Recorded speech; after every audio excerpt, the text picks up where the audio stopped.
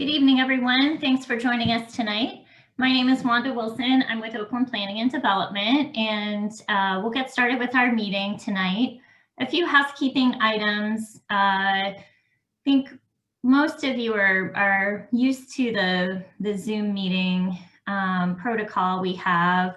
We will have a discussion on the presentation through chat, and I will moderate the discussion viewing your comments in the chat.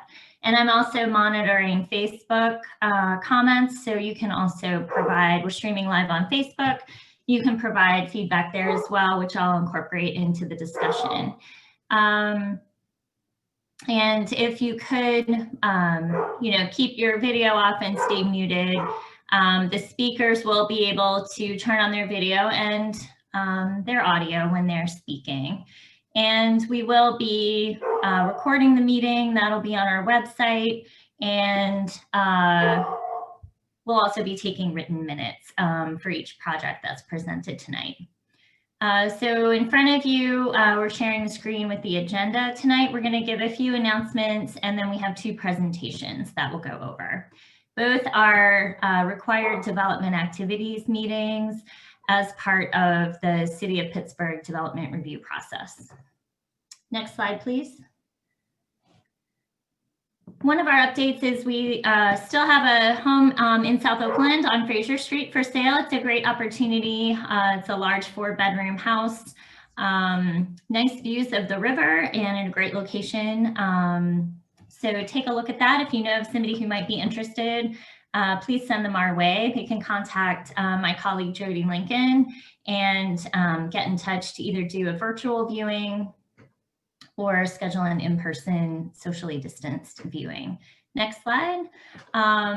We still have funds available in our Community Land Trust Senior Aging in Place Homeowner Repair Program. And we're now accepting applications from residents 55 and older who meet the income requirements for the program. So that's expanding the age range of eligible applicants. If you meet the income requirements for this program, by joining the Community Land Trust, you would receive $22,500 that can be used for home repairs, other needs around the home to help you age in place. And so get in touch with us if you have additional questions or would like some more information or would like to discuss that as an option for you or somebody, neighbor that you might know. And we also have a couple programs at our Financial Opportunity Center. Bridges to Career Opportunities offering, we'll be running an 8-week job readiness training program starting after the first of the year. And we're now collaborating with a low interest loan program called Ways to Work. And that's a great opportunity for people who need low interest financing to be able to purchase a car, to be able to get to a job opportunity. And if you need help shoveling snow, you could sign up for Snow Angels, or if you're somebody who's willing to help a neighbor clear their snow, then it would be great. Snow Angels is always in need of volunteers. So it would be great if you could sign up for Snow Angels to be a volunteer. And we'll move right into our presentations. I see, before we do that, I see that we have one question for OPDC in the chat about there was a recent Zoning Board of Adjustment decision of continued use of continued use as a 2-family of a property on Ward Street, 3422 Ward Street. And the zoning board approved that, and we have a question about whether OPDC is planning to appeal that. I think we're continuing to look at the whether we think we would have an avenue for winning that appeal, and then we'll make a decision accordingly. So it's still under review if we believe we have a successful avenue for winning that. So I appreciate that question. And we can update our website with that information. Our first presentation tonight is on the property at what is often called the former Marathon gas station site.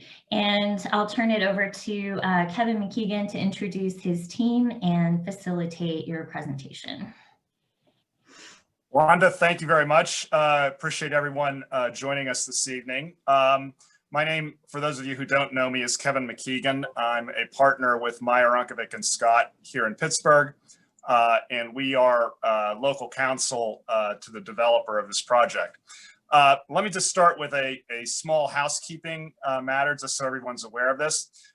In prior presentations, we've referred to the developer as Clark Street Holdings. Clark Street is a special purpose entity. It was formed by the larger entity, CA Ventures, to hold title to the property. But the developer is really going to be CA Ventures, which is a national developer of multifamily projects of this type across the country. With me tonight is Jay Silverman and his team from Dwell Design Studios. Jay is in Atlanta, so he's not looking at weather reports like we are tonight. Jay's really going to handle the bulk of the presentation. We also have available, in case there are questions about the development entity, Jessica Leo, who is with CA Ventures. Briefly, just by way of introduction, as Wanda indicated, this is the former Marathon oil site at McKee, Semple, and Forbes. The gas station has obviously been closed for quite some time. The property consisted formerly of 5, I believe, separate but adjoining tax parcels. Those were all consolidated by way of a consolidation plan that was approved last week by the Planning Commission. What CA Ventures is proposing to build here is a multifamily building with retail on the ground floor. The building is proposed to be 102 feet tall, which is a permitted height using the lead bonus provisions of the zoning code. In terms of approval for the project itself, just so everybody understands where we are, the design has been vetted quite thoroughly by the city planning department through its staff design and urban design target process. It went through the CDAP, the Contextual Design Advisory Panel process a few weeks ago. Those reviews are, if anyone's familiar with the process in the city, those reviews are to confirm compliance with zoning code and other city ordinance requirements, and to take account of comments from the Pittsburgh architectural community regarding the design of the building itself. In terms of approving the project, it will be presented to the Planning Commission for the first time on January 26th. They're meeting towards the end of January. That meeting, again, for those familiar with the city process, is what the Planning Commission refers to as a briefing. They won't take any action that day. They won't actually take any testimony from the public either. They will just hear in a public forum from the development team. And following that briefing meeting at the Planning Commission's discretion, we'll be back to them too for, however many weeks later for final hearing and action. So as Wanda indicated at the start, this is the development activities meeting, which, because OPDC is a registered community organization, we need to present to you before the Planning Commission takes this up at the end of January. So with that, by way of introduction, I'm going to turn it over to Jay. And Wanda, I think you can advance the slides by 2 at this point. There you go. Thank you. Jay? So much, Kevin. I'm Jay Silverman. I'm a managing principal here with Dwell Design Studio. And joining me from the design team is Sherry Sadai, principal in charge of the project, as well as Joseph Amadi, the project manager. They're here to answer any questions for you. Kevin kind of introduced you to the site location, and it's a really, you can see on this map what a prime location it is for the team. walking distance from the hospitals and the university, and we recognize that, and that's what makes the site so attractive, as well as the vibrant district. We'll talk a little bit more about that as we continue. Juan, did you want to go ahead to the next slide for me? This zooms in on the site, so you can see it's bound, as Kevin mentioned, by Forbes Avenue between Semple and McKee. And before I dive into the details, I just want to point out some of the items that we've addressed since we last presented the project in October, and I'll highlight those as we go through the presentation. First and foremost, we, at the recommendation of this group, I believe, we met with the Port Authority and have accommodated the BRT station that is planned right at the corner of Forbes and McKee. We've also enhanced the pedestrian connection, the mid-block crossing that's proposed at the back of the site. We've also looked at the traffic flow through the parking structure. I'll speak to that in just a second. And done some work on the exterior design of the building since we submitted to this group back in October. And we've added some more detail at the retail at the street that I'll touch on as we go. And as Kevin mentioned, the plan has been reviewed with CDAP. Sorry about the confusion about mislabeling the map for the folks on the screen. So as we dive into the plan a little bit, you can see that the BRT station is hatched along Forbes Avenue. We've adjusted the facade of the building and moved back in order to provide a sidewalk clear path around the new BRT station, and adjusted our building entrance to coordinate with that. We've still kept some of the features that we mentioned that we think make the scheme strong, having the multifamily residential units on McKee with a walk-up entrance for those residential units, having the retail space proposed on the corner of Semple and Forbes Avenue.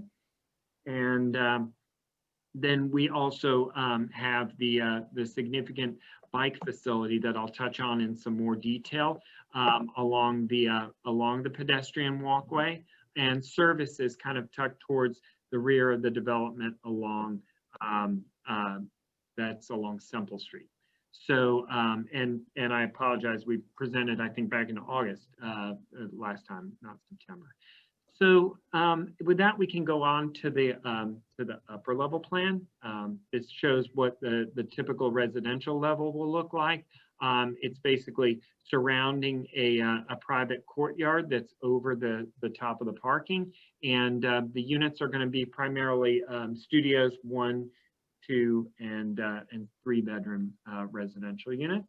And you can see some of the preliminary plans that we've developed for those units. We can go on to the next slide. As Kevin mentioned, the project is pursuing LEED certification. This is in return for the height bonus in accordance with the zoning. And so some of the features that we plan to incorporate include a green roof to creatively address stormwater and ease the burden on the city's systems. We've included the pedestrian mid-block pathway, which is one of several strategies to encourage alternative transit, as well as make the design fit into the urban environment. We've incorporated internal to the building sustainable features to save water and energy and improve health for the residents. At this point, the project is pursuing certification level. It'd be nice to get to some of the higher levels, but I think at this point we're committing to having the project certified. And the team has done a preliminary analysis and has developed a target scorecard that we're preparing to share with the city now. We've got a few items that we're fine tuning on that, but the project is pursuing that level, and we've got we feel very comfortable in achieving that level. I guess we can go on to the next slide. The project site, these show a little bit of what the existing conditions are today with the gas station in place. You can see the adjacent parking structure, the hotel and office that are across the street from the development, as well as current conditions on the streets surrounding the site. Next slide, please. These show some of the new multifamily mixed-use developments like this that have been developed in the area, it shows some of the character of those projects as well. I think we go to the next slide. We also took a close look at the rich character of the district that you live in. There's great vibrant retail kind of with an eclectic look to it that is pedestrian oriented and walkable.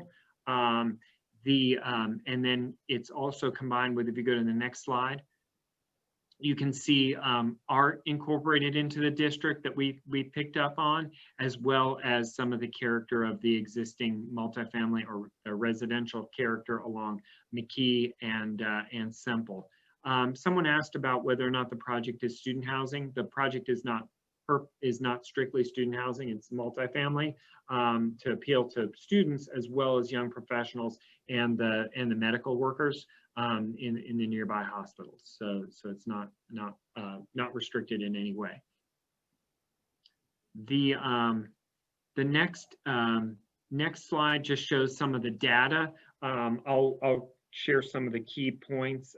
Right now we're planning roughly 300 units with about 212 parking spaces and about 3,000 square feet of retail. In return for a parking reduction, we're providing 153 long-term bike parking in the bike amenity space that I'll show in a little more detail in a second.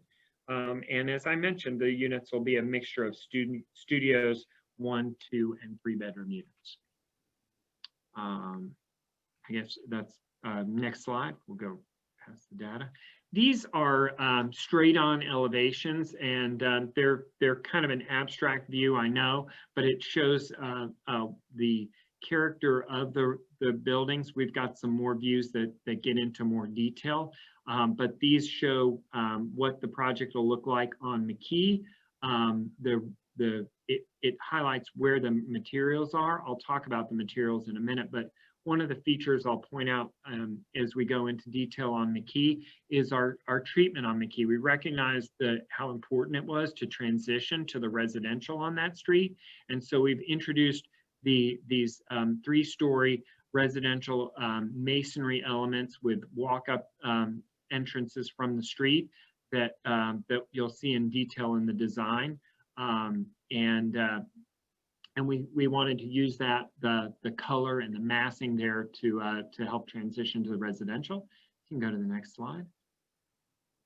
This is what the project will look like from Forbes Avenue. And you can see how we kind of tried to create a rich streetscape that we'll show in more detail, but also emphasize the 4-story line to try and bring the scale down to the street.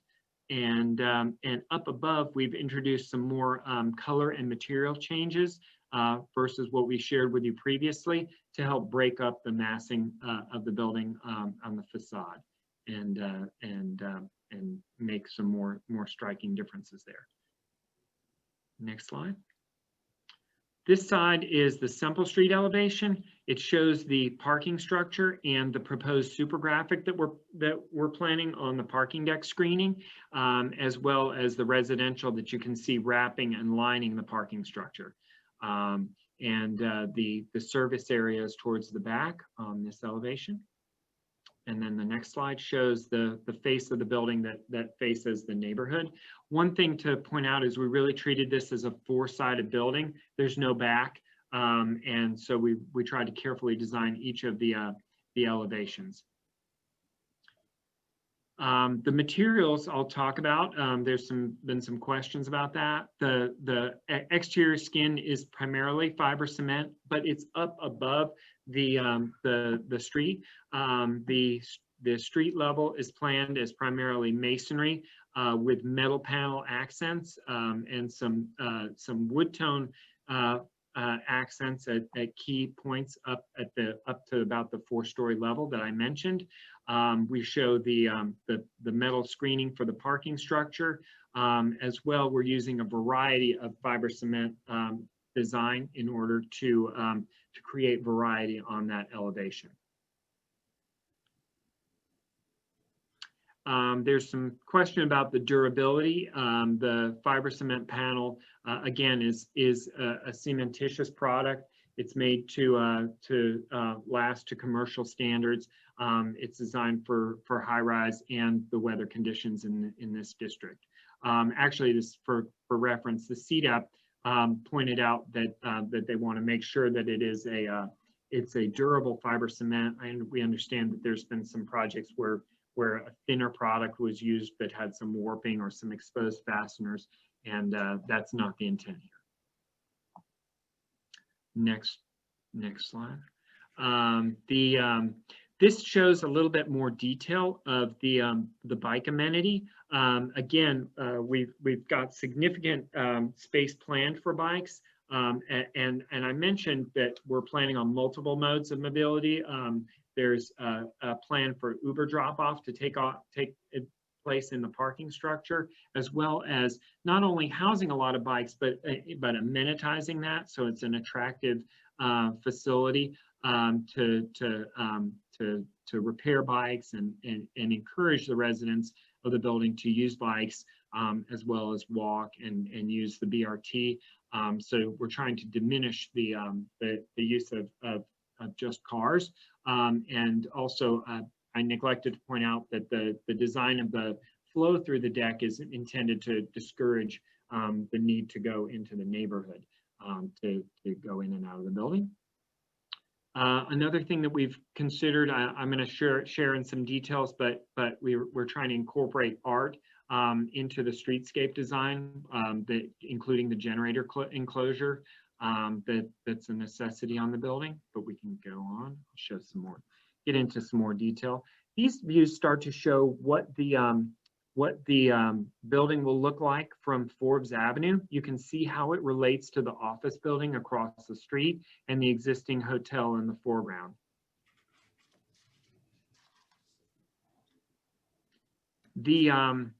There's some question about the fiber cement material, and we may be able to share a little bit more detail, but the lifespan is considerable. Again, it's a commercial product. This building is intended to be there for a long time, and we're trying to make a facade treatment. But I think my team is suggesting that we're planning about 50-year lifespan for the exterior facade material, and longer if it's maintained properly. Should be reasonable.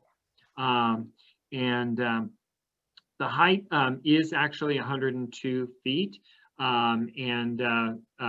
just to go back, I see some questions, but the material, but we're relying on our specifications, the way we're detailing the material and the manufacturer's literature and what their warranties propose. So this view shows the view down McKee. So you're seeing the office building across Forbes in the foreground, and then our building, and then the hotel across the street. And the scale of our building is going to transition down from the commercial on Forbes to the scale of the neighborhood. You'll see in another view shortly. You can go to the next slide. This view shows from the other direction, so you can see the residential in the foreground, our building, and then the office building across the street is actually higher, but it's up in the foreground. We also used color and material changes on this facade to try to break up the facade, so you're diminishing the mass of the building. And I also mentioned that line that we struck at the 4-story level to help bring the scale of the building down.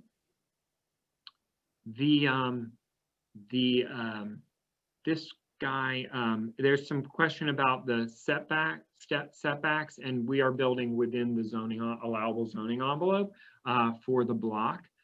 We can go to the next view. This shows what the project is going to look like. The retail on Forbes. You're at the corner of Forbes and Semple here. So we're going to go kind of around the side. The retail incorporates a suggestion that came from the neighborhood, which was garage doors or opportunities to create outdoor space, especially now in this time post-COVID. The idea of having the opportunity for indoor-outdoor experience to make that retail more vibrant and safe, and create the opportunity for covered outdoor seating that's also engaging with the street is something we're trying to incorporate into the design of that retail. You can see how we created the element up to the 4-story with the residential over the retail and added a canopy over the retail to engage again with the street. And you can see a glimpse of the super graphic that we're proposing with a parking deck screening. We'll come back around to that and show that in a little more detail. You're also seeing the BRT station in the background. As we go around, you'll see that. We can go to the next slide. Thank you so much, Wanda. This shows the main entrance to the lobby of the building, and you can see how we've engaged with the proposed BRT station. A word on the design of the BRT, that's by the Port Authority. We're trying to collaborate with them to make that work as well as possible, but we're just suggesting the design for that. That's ultimately in their arena. But you can see the 2-story lobby entrance that we proposed, and this is where the building steps back to provide sidewalk space around the BRT station. This next view shows the corner. This is the leasing office on the corner of McKee and Forbes, the more residential oriented street. You can see how the building kind of steps down to the scale of residential on this side with a 1-story lobby and then 3 stories of residential above, below the 4-story band line. Again, we focused the masonry materials and glass along the street to make a vibrant commercial streetscape. And then as you look around McKee, you can see the dark material is brick that goes up to the 3-story line and tries to kind of replicate or respond to the character of the 3-story residential or townhome feel. With the design. Of course, there's residential above that 4-story line, but we've tried to emphasize that pedestrian level, both with color and materials on that side. As you look around the development, we really tried again to focus on walkability and making both the streetscapes walkable, the building really active at the streetscape, and then think about the design of the landscape of those areas. There's a question about mechanicals and transformers. As we go around, I'll address that. We can go to the next slide. I'm doing my best to look at the chat, and so is our team. So if you have questions, keep those coming. This shows the detail of how the building relates to the BRT, and we carved in and created the opportunity for pedestrian connectivity around the station. The BRT is planned to have a glass back, and we're proposing glass on the leasing office so that there's an activity there, but also we've got lighting to make that attractive, and as well activity inside the leasing office. Go ahead to the next one. Someone asked about the overhang height, and it's about close to 10 feet is what we've planned there. And then this shows the streetscape along McKee. You've got 3 stories of brick townhome type expression. We're working with the massing of the building, as well as creating residential entrances at grade, and incorporating landscaping at the street to activate that facade. And then also you can see the parking entrance that we've proposed, and we've integrated that into the building. And again, this is designed to encourage traffic to come kind of one way into the development off McKee and then exit onto Semple.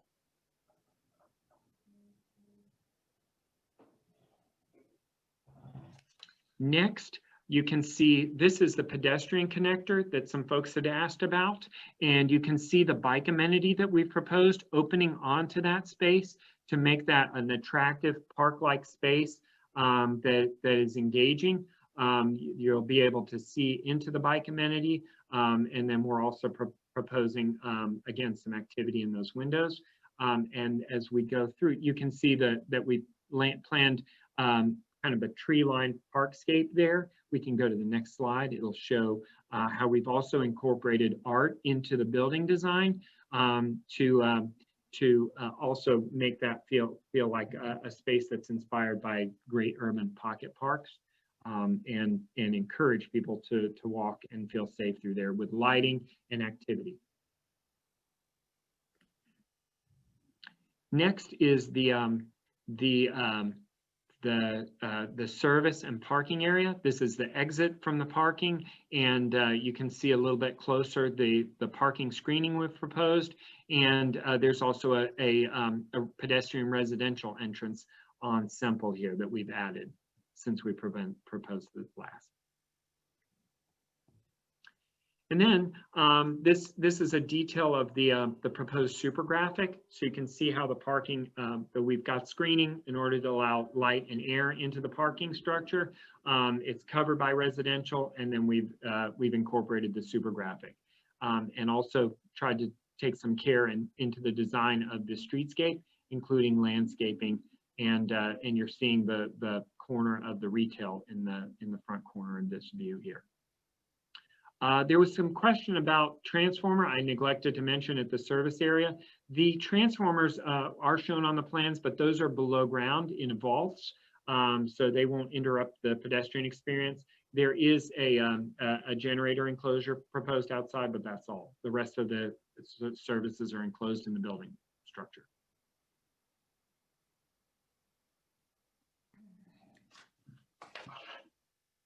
And that's all we have as far as our presentation. Wanda, I'll turn it back to you for any questions that you or the group may have. Okay, thanks, Jay. Yeah, there's quite a lot, so I appreciate everybody's participation, and it really does help to have that active participation. So even though on Zoom, we can still have a conversation about the project. So I will go back through some of them, Jay, you answered, but I think it's good for us to just go through them. So I'll start from the beginning. There was a question about which lead level you're going for. You answered that, and it's just the basic certification. At this point, we're committing to certifying the project, yes. Okay. And let's see. There were a lot of comments about architecture quality and materials. I think through your presentation, you answered a lot of those in terms of lifespan of different materials and the type of materials. I think that I would just reiterate what was in the chat as, you know, a lot of comments, not just one, on, you know, not benchmarking against other projects in the area that have recently been built that might not have used the high quality of materials that you know, that many of us would seek. So those would not, you know, we would not want to benchmark against some of the projects that were really disappointed in the quality of the materials that were used. Don't want to replicate that. So I don't know if you have anything else to say that you didn't already answer, or if people have, you know, other feedback just on design and materials. But I think that was just, I just want to say that was active comments, and it wasn't just one comment. Yeah. There was a question about, you know, whether you had to go to the Zoning Board of Adjustment for height, and you know, because of just so people understand how the zoning code works, that the zoning code does allow, as of right, the height bonus if you are meeting the standards to get that bonus. So Jay or Kevin, do you want to elaborate on that a little bit? Yeah, I'll take how that works. Right, I'll field that one, Wanda. Thank you. The zoning code has a provision in it that's intended to encourage buildings to achieve LEED certification. And by achieving LEED certification, you can get bonuses either for floor area ratio, which is not applicable here, or in building height. And that bonus is limited to 20% of the base zoning height for the district. So in this case, the base zoning height in the OP in this particular public realm district in Oakland is 85 feet. So 20% of that is 17 feet. So that's how we get to 102 feet. The bonus is administered through the zoning administrator's office. And under the code, the way it works is you have to provide the zoning administrator going into the project that it's registered with the Green Building Council. There's a registration process that the Green Building Council has. So the project has to go through that registration project. The project has to have, as part of its team, a LEED accredited professional.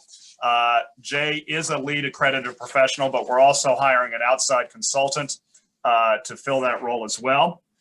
And then during the design phase of the project, the Green Building Council has certain credits that are available if you meet certain design requirements that they have. So those have to be submitted and proof of that given to the city. LEED certification is a bit unusual in that the certification itself doesn't actually happen until the building is completed, because what the developer has to do once the building is completed is provide evidence and proof to the Green Building Council that what it said it was going to do, it's done. And that process can sometimes take 6, 8 months up to a year after the building is complete. The city code recognizes that and actually says you have up to 3 years after receiving the certificate of occupancy to get the final certification. But the code also provides that if you don't get the final certification, you're then subject to a penalty. The city can collect up to 1% of the total construction costs as a penalty for not achieving the bonus. That's all laid out. If anybody wants to check it, it's all laid out in section 915.04 of the zoning code. And it is a bonus provision that's allowed in any non-residential zoning district.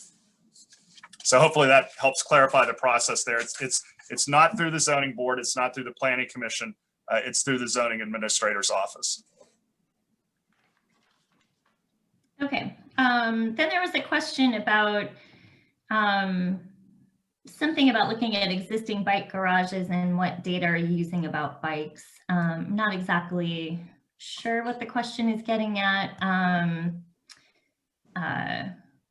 Jay, did you want to just revisit, I guess, your calculations? And yeah, I think if I'm understanding the question about bike garages, it's a bike room that's secure, but the bikes will be on a rack system that is easy to use and also accessible for the residents. So they're kind of attractively housed. Okay.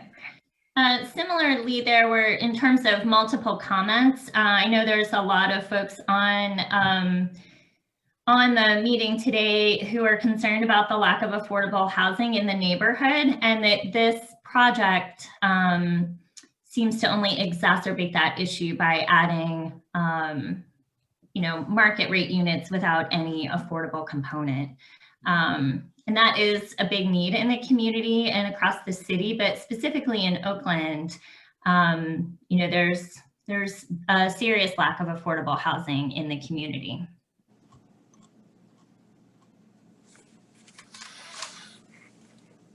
Yeah, understood. I don't know, Kevin, if you want to address that, but the project is currently planned as market rate housing.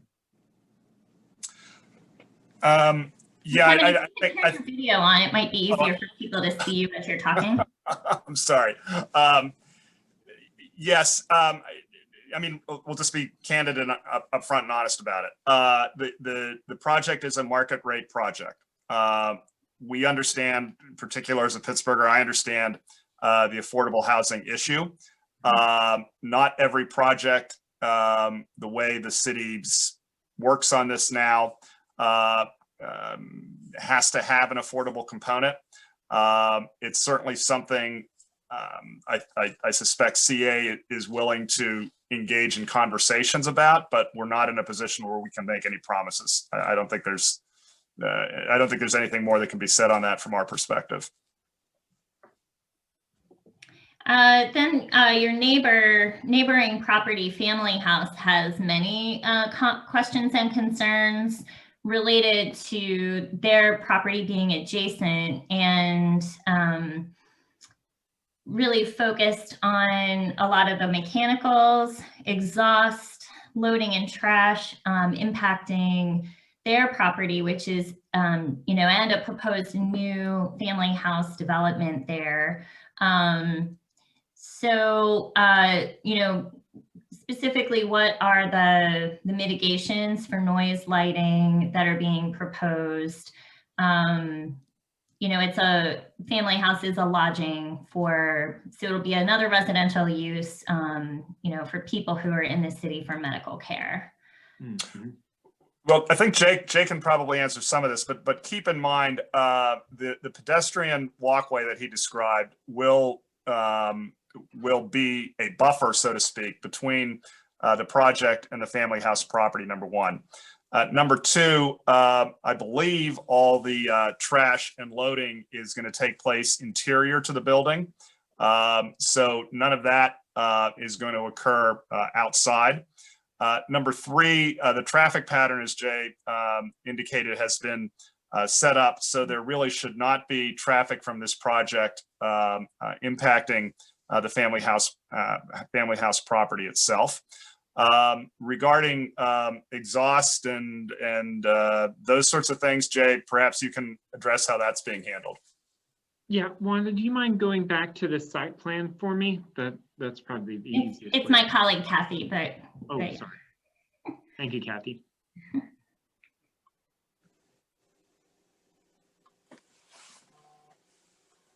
Couple more slides to the.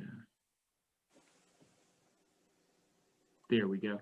So, so yeah, if we zoom in on the service area, the trash enclosure is internal. The building mechanical systems are primarily on the roof. Loading is intended to take place in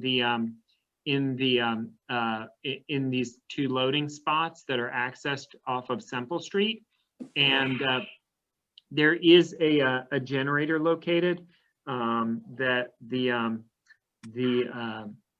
that's set back from the property line, and this only runs in the event of an emergency, or there's a required test for the fire code, but generally this machine is just sitting there quietly. The transformers are located underneath the pedestrian walkway, and as I mentioned, you can see in this blow up the trash collection takes place in this enclosed room.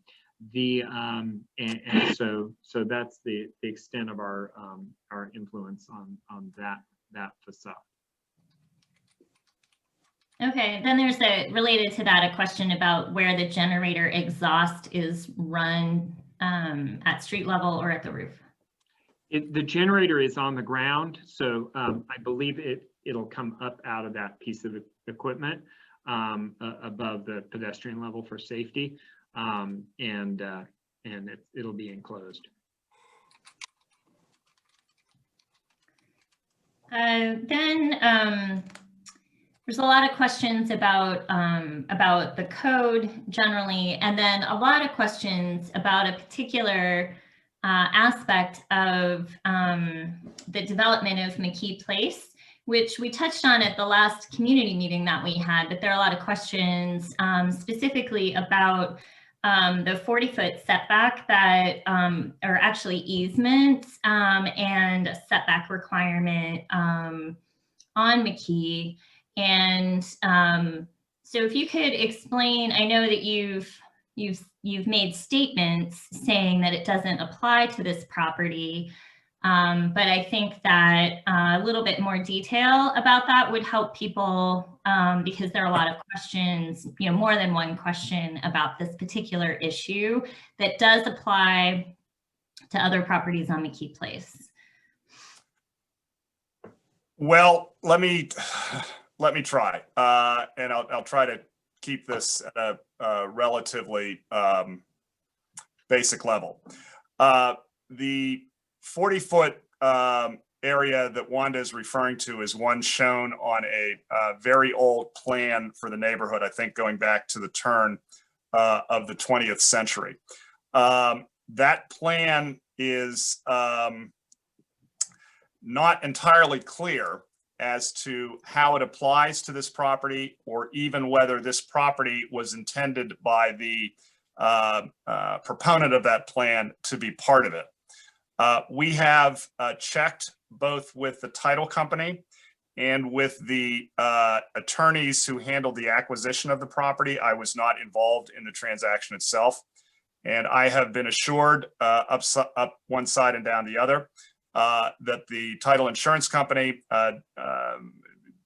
very clearly said that area, that 40-foot area, Wanda, you're referring to, does not apply to this parcel. I'll be happy to put you in contact with them if you want to take it up with them, but that's, I think at this point, the most I can say about it. Okay, and there are questions, a couple of questions about, related to OPDC's involvement. OPDC doesn't set the zoning envelope, that's set by the city code, just so people understand. And, are we willing to fight for the easement and that kind of thing? I think that, we would, like everybody else, want to look at as much information as possible to understand the issue. And if it Sure. does seem that it's something that you're in violation, then certainly we would advocate not to be in violation of that. So I guess if there is additional information that you could provide from a title company, and we could do more research, at this point, that is something that OPDC can commit to be doing. Sure, and if I apologize for interrupting, I'll be happy to get you the information that we've received from the title company and the closing attorneys. And I'd emphasize that this is not a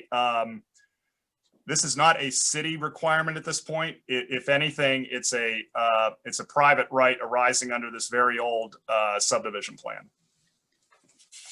Okay, yeah, and just so people on the meeting, are aware that often, lawyers have to get involved and look at these things, and we can certainly do that level of analysis and consult and update the project page on our website with what we find out, so that there's just lots of other information. I think what we want to really avoid is that there isn't misinformation, and that, we can provide very, very accurate, detailed information about this, and, and go from there in terms of, if there's an advocacy path to pursue.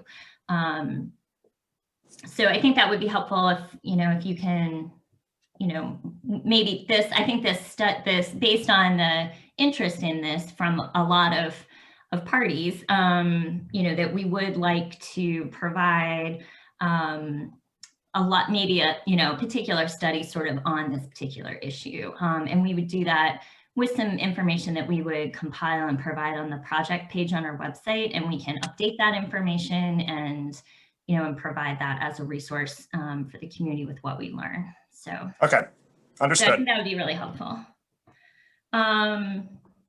There's a question about transit shelter design, using sort of a Port Authority or city standard. And Jay, you did mention that, and I know you have met with Port Authority planners and their consulting firm working on the design of the BRT stations for Forbes Avenue as part of the BRT. So if you want to just touch base on that again.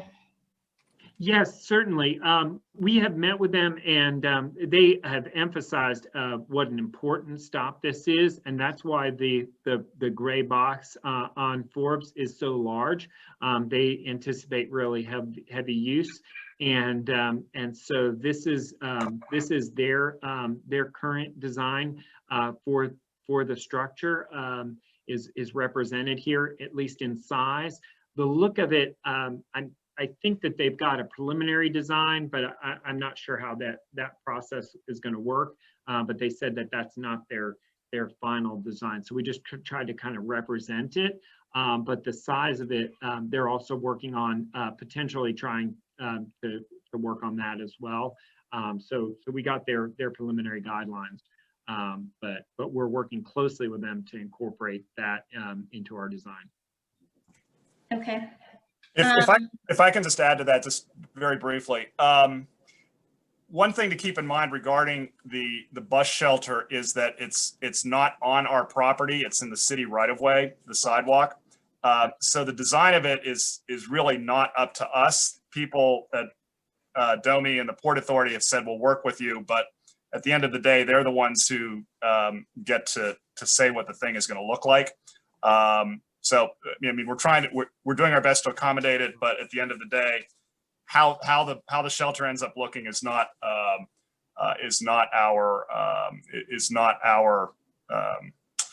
within our jurisdiction. Let's put it that way. And I know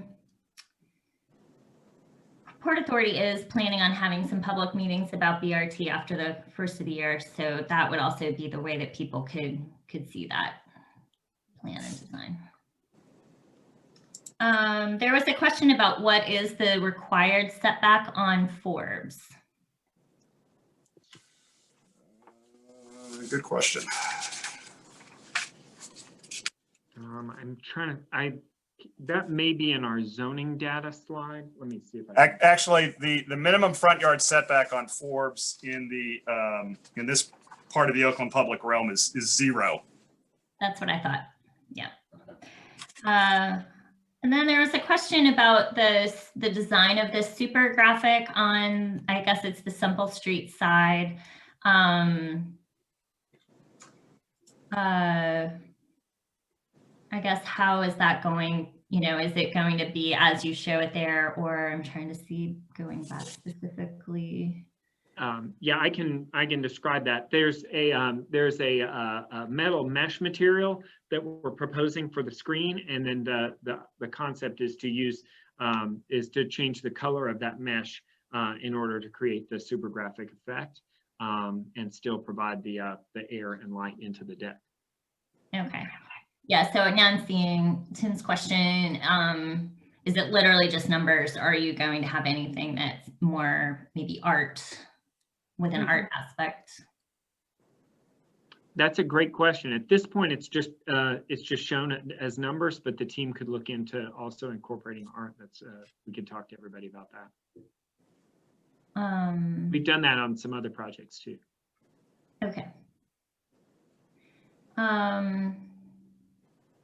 And I would comment on, there's a lot of discussion about sort of, you know, how the lead bonuses and things like that get enforced. And people are right in their conclusions in the chat that that's pretty much part of the zoning code itself.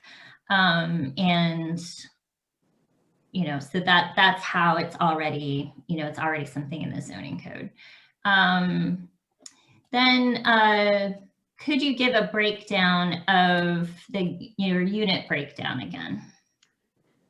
I don't think we have finalized our actual unit mix. I'm happy to give information on the unit mix. Right, I just didn't have the detail on it. Fantastic. No, not a problem. We are a mix, as we said earlier, of studios 1s, 2s, and 3s, which are allowed for this area. At about 17% studios, 17% 1 beds, 29% 2s, and 35% 3 bedrooms. Okay. Thank you, Jessica. Then there's a question about, I think you had a slide on your stormwater management plan. There's a question about your attention to water retention. Oh, yes. I didn't mean to abbreviate that area for those of you who are focused on that. But yeah, there will be a detention strategy. We're actually using the green roofs as part of that. The civil engineer isn't on the call, but we do have some detail included in here. There will be an underground tank under the parking to store additional runoff and meet current standards. But it'll be work in concert with the green roofs. Okay, and then there's more discussion about the setback on Forbes and just general sort of feeling there with pedestrians and openness. I don't know if you want to go back to one of those. I think slides. we could show the let me see, what about slide 24 that shows how we pulled the building back. Now the building is not right there on the property line, but you can see, oh, is that 24? If you can go that 4 more slides forward, yeah. There you go. You can see how we provided about 10 feet behind the structure, the BRT station, in order to keep a good pedestrian flow on Forbes. This is all significantly wider than the sidewalk in place, of course, but that's grandfathered. But we really thought about the pedestrian use of Forbes and creating generous space around that structure for pedestrians. And I guess just a follow-up comment about the super graphic is that I think there's some interest in seeing something different than just numbers. Okay. And also not sort of just like a logo for or just a sort of image that's promoting the building itself, but maybe something that would be a piece of art. Yeah, that's an interesting point. That anything like that would have to get through, would be permitted and sign it as signage. So yeah, that's a great point by the person who raised it. Okay. There was not exactly sure about the sort of, there was lots consolidation facing McKee. I think that's related again to this 40-foot setback, which again, there's a lot of discussion and a lot of interest about that, and we will compile as much information as we can. People are sharing various documents, and we'll post all of those to the website and see where we are in terms of all of the various legal components that we can identify. Can you describe the percentage of units that will be for people with disabilities? That's a great question. Actually, all of the due to the requirements of the Fair Housing Act, this building is served by an elevator, so all of the residential units will be adaptable for people with different abilities.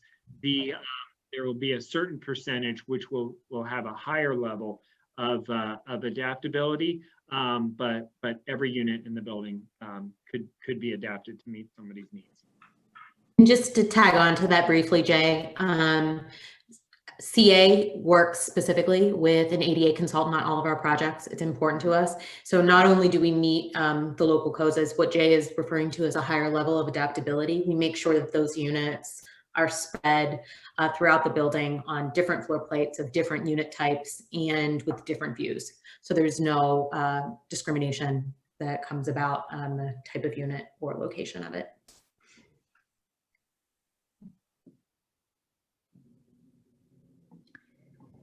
And I think there's just a comment that it appears that if the largest portion of unit designs are 3-bedroom, that is really geared toward a student population.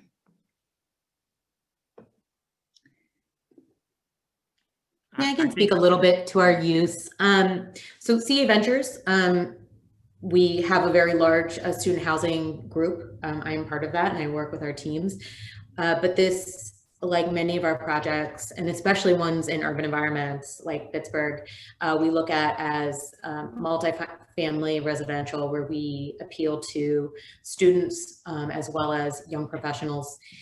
And due to the proximity to UPMC, definitely the medical district as well. The thing with a 3-bedroom unit that we brought up earlier is 3-bedroom units are a really good way to bring a more affordable rate to groups such as students and other young professionals in the market who need housing that's more affordable. I think now we will open up an opportunity for anybody who is just on the phone. I think I saw a couple of people who are phone only. So if you would like now to unmute your line by using *6 and ask a question, please go ahead.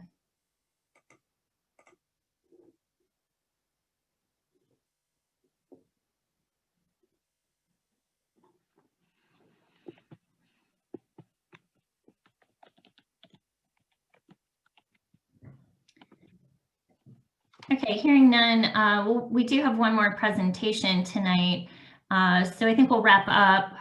We will again provide meeting notes and the recording on our website. And like I said, any information that that we gather on some of the issues discussed tonight, we'll update the project page on our website with that information. And we'll also update that page with the dates for Planning Commission, any information about process related to that, and how people can get involved in the Planning Commission hearing process. So I think we'll move on now to our next presentation.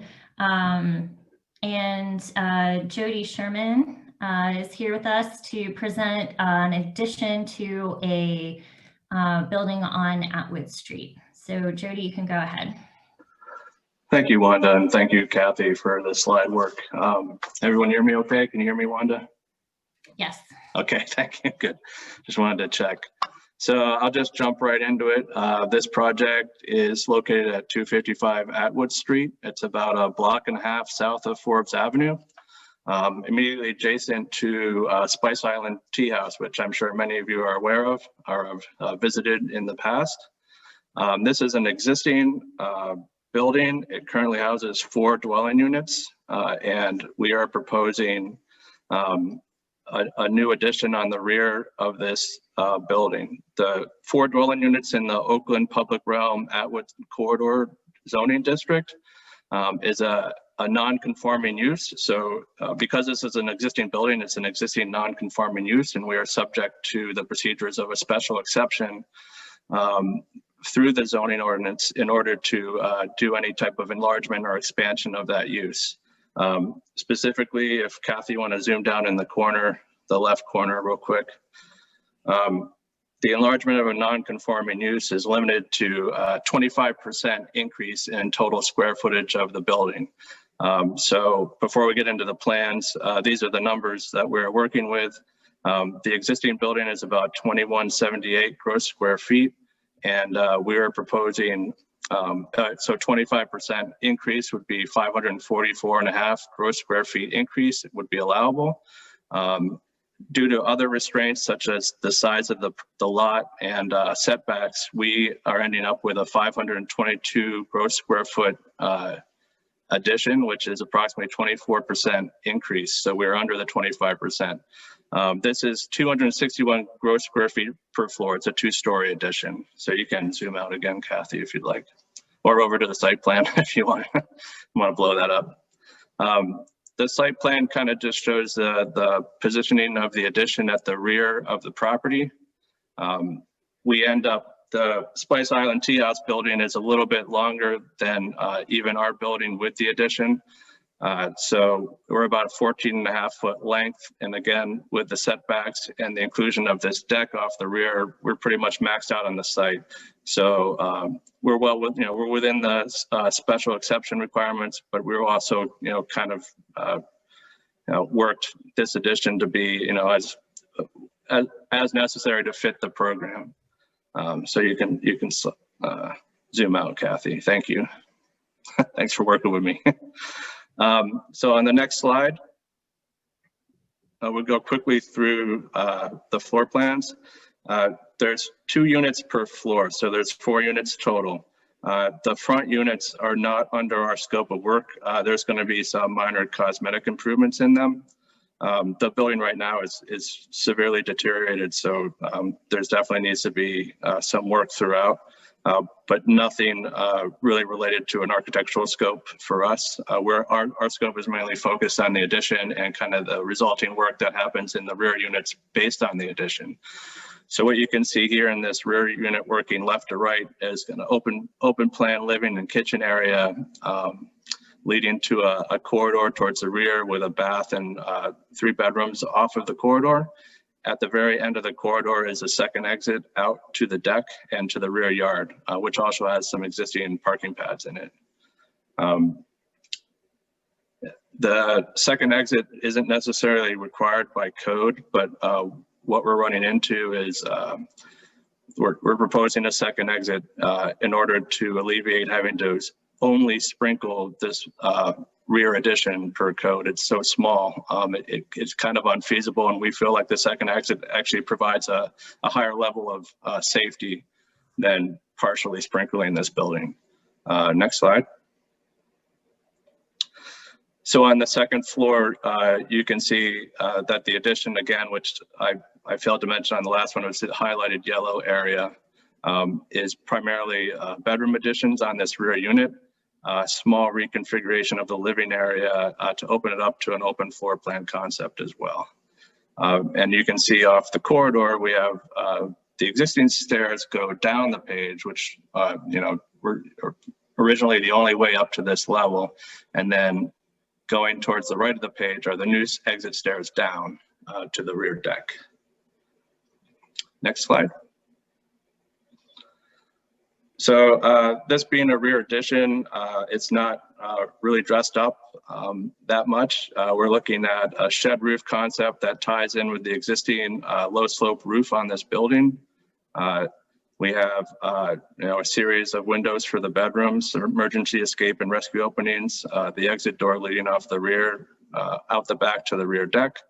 And then we're cladding it in vinyl siding as of right now, and we are proposing to reclad the entire building with the vinyl siding because it is in need of some additional work. It's a little bit deteriorated, and that obviously doesn't include the brick portion of the front facade, which is, we'll preserve. I think that's it. Yeah, that's the last slide. Can you follow up again with exactly your approval process? And is work happening on this right now? To my knowledge, no substantial work is happening, and there's definitely no work being done on the addition portion. I got a big load of lumber delivered today, so I'm wondering. My understanding is that he may have, I'm not clear on this, but he may have a demo permit for the 255. The client also purchased 257, which I'm not involved in, so there may be some work going on in there. Okay. So what exactly, so you need a special exception, and explain exactly your public approval process?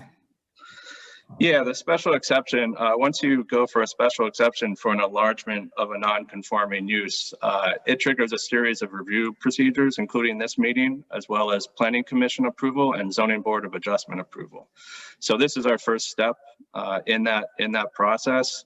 And we are scheduled for the Planning Commission in February, beginning of February. And I believe we have a Zoning Board of Adjustment, which it doesn't have to be concurrent or in line with the Planning Commission or the OPDC meeting. So I think the Zoning Board of Adjustment is early January.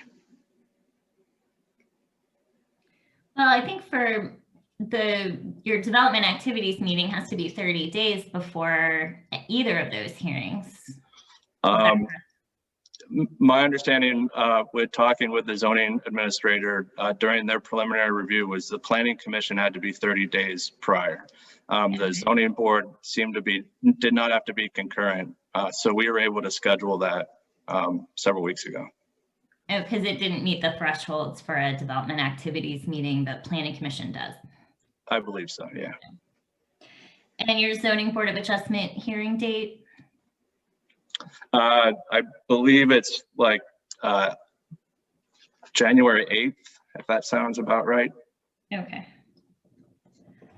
All right, and we can update the project page on the website with those dates. If you can just maybe confirm those and send us an email. Yeah, it's all, I'm at home, so it's all in my office, but I can get that to you.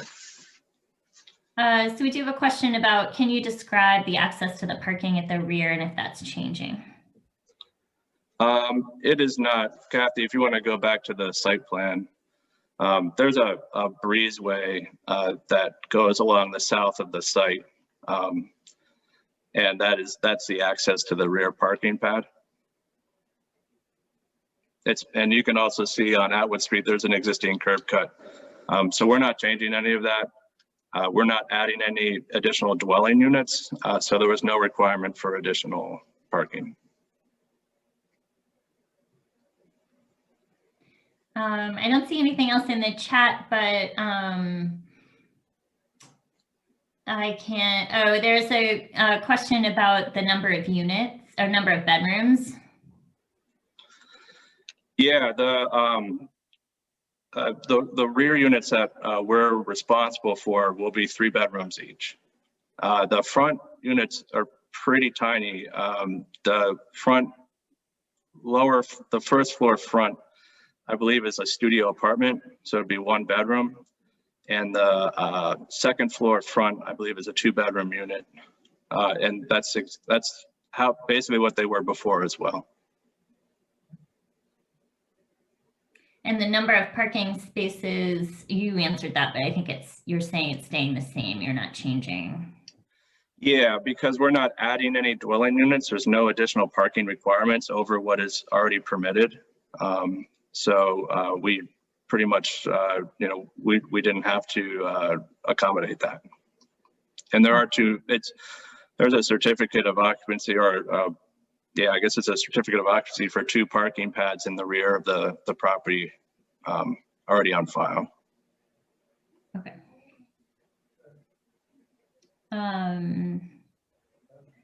So if I think you answered the information people asked about about the bedroom sizes. And if there's anybody on the phone who would like to ask a question, you could unmute using *6 and ask that now.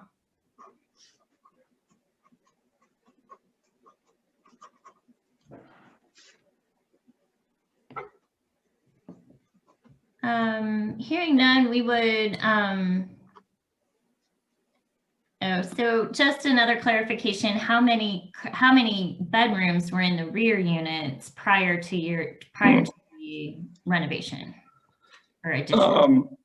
These units were, I don't know the answer to that. These units were in pretty bad shape, pretty torn up, and I might estimate that there were already 3 bedrooms somehow in that building, but it was tough to say. So it's between 2 and 3 bedrooms.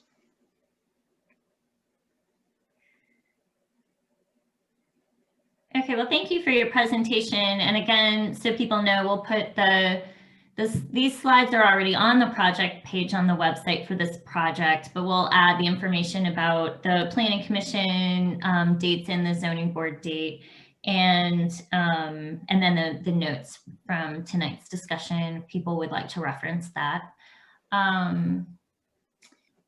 So thank you very much for your presentation. Thank you. Those are the items, the presentations that we have on our agenda tonight. We did have one other question from a viewer on Facebook about the blighted properties on Bates at Zulima.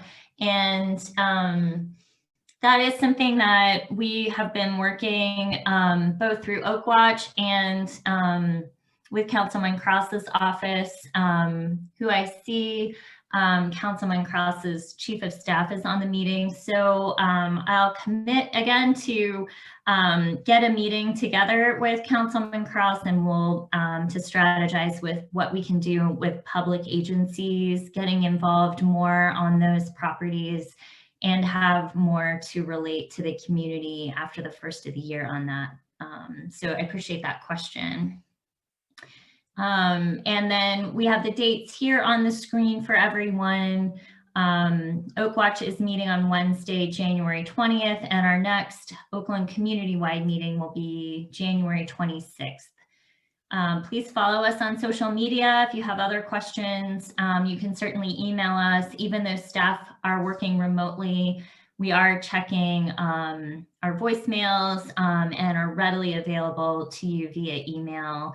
And many of us are, we're using our cell phones and available to you at any time. So even though we're all working remote, we're still here for people. So please be in touch and stay safe and enjoy all the various holidays and have a happy new year. And we will see everyone after the first of the year. Thank you so much for coming.